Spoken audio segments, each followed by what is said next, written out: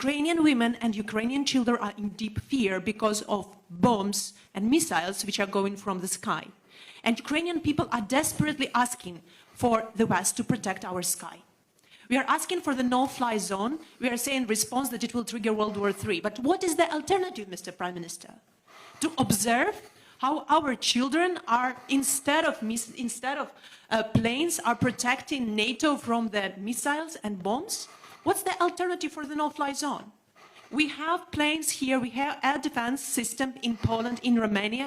NATO has this air defense. At least this air defense could shield the Western Ukraine so that these children with women could come to the border. It's impossible now to cross the border. There are 30 kilometers of lines. Imagine crossing the border with a baby or with 2 children.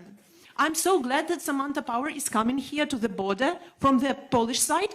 Let her come to the border from Ukrainian side and see that. Britain guaranteed our security under Budapest Memorandum.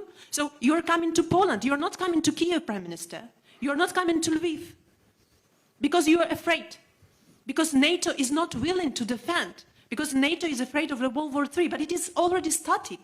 And these are Ukrainian children who are there taking the hit. You're talking about more sanctions, Prime Minister. But Roman Abramovich is not sanctioned. He's in London. His children are not in the bombardments. His children are there in London. Putin's children are in Netherlands, in Germany, in mansions. Where are all these mansions seized? I don't see that. I see that my family members, that my team members are saying that we are crying. We don't have where to run. Well, this is what is happening, Prime Minister. Well, thank you very much for your questions, and thank you for getting here today. And I'm glad that you have been able to get here. And look, I just want to say that I'm acutely conscious that there is not enough that we can do as the UK government to help in the way that you want. And I've got to be honest about that. And when you talk about the no-fly zone, as I said to Volodymyr Zelensky, I think a couple of times, unfortunately, the implication of that is that the UK and would be engaged in shooting down Russian planes, would be engaged in direct combat with Russia. That's not something that we can do or that we've envisaged. And I think the consequences of that would be truly very, very difficult to control. What we can do is all the things that we are doing already, and providing as much help and support to the Ukrainians as we can. And as I said to you earlier on, the UK was the first European country to offer military assistance. Also doing everything we can to tighten the economic noose around the Putin regime, and we were amongst the very first to put that package together. And I have to tell you, I think that it will work. I think that Vladimir Putin's venture is doomed to fail, and I think that it will be extremely difficult for him to continue on the path that he is on.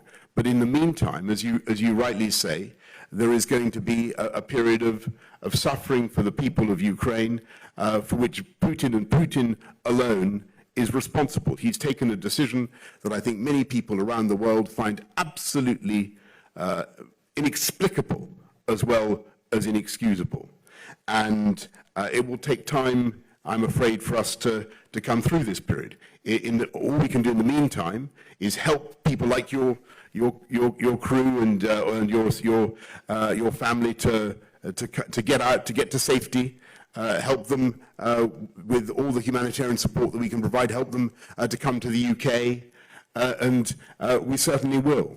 But I cannot pretend to you that this is going to be something that the UK can fix by military means, and I think it would be wrong of me to do so. But what I will say is that I think that this whole misadventure by Vladimir Putin has raised questions now about the security of Europe and what we do.